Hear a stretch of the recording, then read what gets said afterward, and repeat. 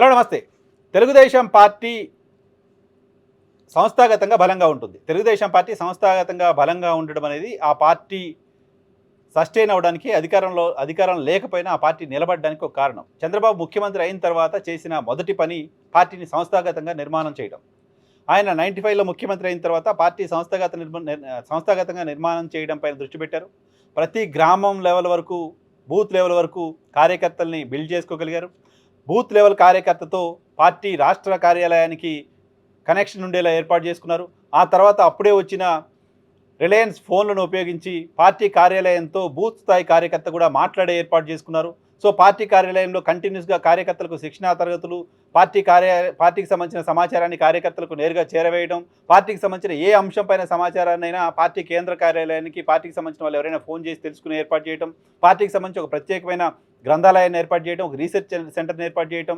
So ఈ రకంగా ఒక స్ట్రక్చరల్గా పార్టీని డెవలప్ చేసుకుంటూ వచ్చారు ఆయన. ఆ కారణంగానే తెలుగుదేశం పార్టీ అధికారం 9 ఏళ్ళు లేకపోయినా సస్టైన్ అయింది. ఆ తర్వాత జగన్మోహన్ రెడ్డి సర్కార్ హయాంలో అనేక ఇబ్బందులను ఫేస్ చేసిన పార్టీ నిలబడింది. సో సంస్థాగతంగా తెలుగుదేశం పార్టీ అంత బలంగా ఉంది. తెలుగుదేశం పార్టీని అంత బలంగా చేశారు ఆయన. సో తెలుగుదేశం పార్టీకి ఇప్పటివరకు ఓ మతానికో లేకపోతే ఓ మతానికి సంబంధించిన పార్టీగా పేరు రాలేదు. సెక్యులర్ పార్టీగానే తమకు తాము చెప్పుకుంటూ వచ్చింది. భారతీయ జనతా పార్టీతో కలిసి పనిచేసిన సందర్భంలో కూడా తెలుగుదేశం పార్టీ మేము సెక్యులర్ పార్టీయే, మేము ముస్లింలు ఇతర మైనార్టీలకు సంబంధించిన ప్రయోజనాలను కాపాడడంలో ముందున్నాం, మిగతా పార్టీల కంటే మేమే బెటర్గా మైనార్టీల సంక్షేమం చూస్తాం, మైనార్టీల రక్షణ చూస్తామంటూ తెలుగుదేశం పార్టీ మాట్లాడుతూ రావడం చూసాం. కానీ ఇటీవల కాలంలో తెలుగుదేశం పార్టీని భారతీయ జనతా పార్టీకి మరింత దగ్గర చేసే ప్రయత్నం తెలుగుదేశం పార్టీ వైపు నుంచి చేస్తున్నారు. తెలుగుదేశం పార్టీ భారతీయ జనతా పార్టీ వేరు కాదు, తెలుగుదేశం పార్టీ భారతీయ జనతా పార్టీ ఒకటే, భారతీయ జనతా పార్టీ ఆత్మే తెలుగుదేశం పార్టీలో ఉంది, ఇటువంటి మాటలు బయట మాట్లాడడం చూస్తున్నాం. సో ఇవి కేవలం భారతీయ జనతా పార్టీని ఇంప్రెస్ చేయడం కోసం, నరేంద్ర మోదీని ఇంప్రెస్ చేయడం కోసం తెలుగుదేశం పార్టీ అధినేత మాట్లాడుతున్న మాటలు అని అనుకునే వాళ్ళం, జనరల్గా రాజకీయాలను గమనిస్తున్న వాళ్ళు. కానీ చంద్రబాబు నాయుడు తాను నిర్మించిన సంస్థాగత నిర్మాణం కంటే బలమైన నిర్మాణం ఏదో ఇంకా కావాలి అని కోరుకుంటున్నారు. ఆ బలమైన నిర్మాణం ఏంటి అంటే ఆర్ఎస్ఎస్లా ఉండాలంట. సో తెలుగుదేశం పార్టీని ఆర్ఎస్ఎస్ తరహాలో నడిపించాలనుకుంటున్నారు ఆయన. ఆర్ఎస్ఎస్కున్న స్ట్రక్చర్ ఏ రకంగా ఉంటుందో తెలుగుదేశం పార్టీకి ఆ రకమైన స్ట్రక్చర్ కావాలని కోరుకుంటున్నారు.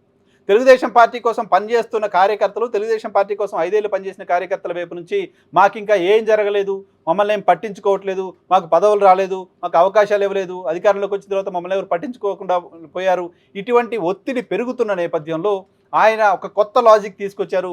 మనం పార్టీని ఆర్ఎస్ఎస్లా నడపాలి, పార్టీ క్యాడర్ అంతా ఆర్ఎస్ఎస్లా తయారవ్వాలి, ఆర్ఎస్ఎస్ ఏ రకంగా భారతీయ జనతా పార్టీకి ఒక బ్యాకప్ అయిందో పార్టీ క్యాడర్ కార్యకర్తలంతా కూడా ఒక తెలుగుదేశం పార్టీకి ఆ రకమైన ఒక క్యాడర్గా తయారు కావాలి అని ఆయన చెప్తున్నారు. ఆయన భారతీయ జనతా పార్టీ ఆర్ఎస్ఎస్ ఒకటి కాదు, ఆర్ఎస్ఎస్ వేరు, భారతీయ జనతా పార్టీ వేరు అంటూ వీళ్ళు చెప్తూ ఉంటారు. పైకైతే ఆర్ఎస్ఎస్ హిందుత్వం కోసం పనిచేస్తుంది, భారతీయ జనతా పార్టీకి ఆర్ఎస్ఎస్కి సంబంధం లేదు అని ఓపెన్గా చాలా సందర్భాల్లో మాట్లాడుతూ ఉంటారు.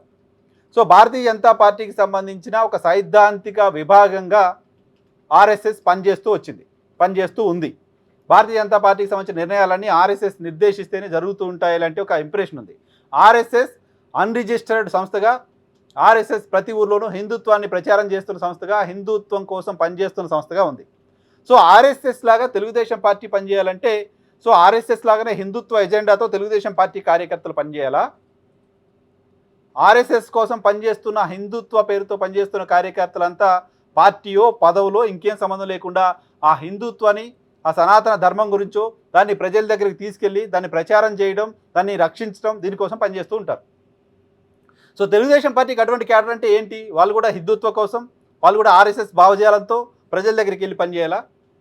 లేకపోతే తెలుగుదేశం పార్టీ కోసం పనిచేస్తున్న వాళ్ళంతా పార్టీలో పదవులేవి అడగకుండా, పార్టీ పైన ఎటువంటి ఒత్తిడి తీసుకురాకుండా, తమ డబ్బులు తామే ఖర్చు పెట్టుకుని, తమ సమయాన్ని తామే ఖర్చు పెట్టుకుని, తమ ఎనర్జీని వాళ్ళే ఖర్చు పెట్టుకుని తెలుగుదేశం పార్టీ గెలవాలని పనిచేస్తూ సైలెంట్గా ఉండాలి. పార్టీ కోసం పనిచేయండి, పదవులు అడగండి, పార్టీ కోసం పనిచేయండి, ప్రతిఫలం ఆశించకండి. ఈ తరహా కేడర్ నాకు కావాలని చంద్రబాబు నాయుడు గారు కోరుకుంటున్నారు. ఆర్ఎస్ఎస్ సంబంధించిన కేడర్ భారతీయ జనతా పార్టీ నుంచి పదవిలో ఇంకేదో ఆశించదు. తెలుగుదేశం పార్టీ కోసం పనిచేస్తున్న వాళ్ళు కూడా తెలుగుదేశం పార్టీ నుంచి పదవిలో ఇంకేదో కాంట్రాక్ట్లో ఇంకేదో ఆశించకండి, జస్ట్ మీరు పార్టీ కోసం పనిచేయండి, అటువంటి కేడర్ నాకు కావాలని కోరుకుంటున్నారు ఆయన. పార్టీ కార్యకర్తల నుంచి ఇటీవల విపరీతమైన ఒత్తిడి పెరుగుతున్న నేపథ్యంలో, వాళ్ళ ఆస్పిరేషన్స్కి రీచ్ కాలేని వాతావరణం ఉన్న నేపథ్యంలో ఇక మీరేమీ అడక్కండి, మీరు సన్యాసం స్వీకరించండి, పార్టీ సిద్ధాంతాలను ప్రచారం చేయండి. పార్టీ భారతీయ జనతా పార్టీతో ఉన్నప్పుడు భారతీయ జనతా పార్టీ సిద్ధాంతాలను ప్రచారం చేయండి. పార్టీ కాంగ్రెస్ పార్టీతో ఉన్నప్పుడు కాంగ్రెస్ పార్టీ సిద్ధాంతాలను ప్రచారం చేయండి. పార్టీ జనసేనతో ఉన్నప్పుడు జనసేన సిద్ధాంతాలను ప్రచారం చేయండి. కేవలం తెలుగుదేశం పార్టీ విజయం కోసం మీరు పనిచేయండి, ఏమీ ఆశించకండి అని చెప్పడం బహుశా చంద్రబాబు నాయుడు ఉద్దేశం కావచ్చు. లేదా ఆర్ఎస్ఎస్ తరహాలోనే హిందుత్వ ఎజెండాతోటే పనిచేయాలని చెప్పడం ఆయన ఉద్దేశమో తెలియదు, కానీ అది కూడా ఒక కారణం కావచ్చు. హిందుత్వ ఎజెండాతో తెలుగుదేశం పార్టీ కార్యకర్తలు పనిచేయడం మొదలు పెడితే ఇక ఆర్ఎస్ఎస్కి స్పేస్ ఉండదు ఆంధ్రప్రదేశ్ రాష్ట్రంలో. అప్పుడు భారతీయ జనతా పార్టీ ఎదిగే పరిస్థితి ఉండదు ఆంధ్రప్రదేశ్ రాష్ట్రంలో. సో హిందుత్వ పేరుతో ఇక్కడ మనమే పనిచేసి ఓట్లు మనమే వేయించుకొని అధికారంలో మనమే ఉండి రేపొద్దున భారతీయ జనతా పార్టీని ఇక్కడ రాకుండా ఆపొచ్చు. ఇది కూడా ఒక ఎజెండా అయి ఉండొచ్చు. రీజన్ ఏంటో తెలియదు, కానీ చంద్రబాబు నోట ఆర్ఎస్ఎస్ తరహా నాకు క్యాడర్ నాకు కావాలి, ఆర్ఎస్ఎస్ తరహాలో పార్టీని నడపాలి, ఆర్ఎస్ఎస్ తరహాలో పార్టీ కార్యకర్తలు తయారు కావాలి అనే మాట వినపడడం ఆసక్తిని కలిగించింది. నిన్న పార్టీ కార్యకర్తల సమావేశంలో ఆయన చెప్పిన మాట వెనుక ఉద్దేశం ఏంటో రాబోయే రోజుల్లో ఆయన వేసే అడుగుల ఆధారంగా మనకు తెలుస్తుంది.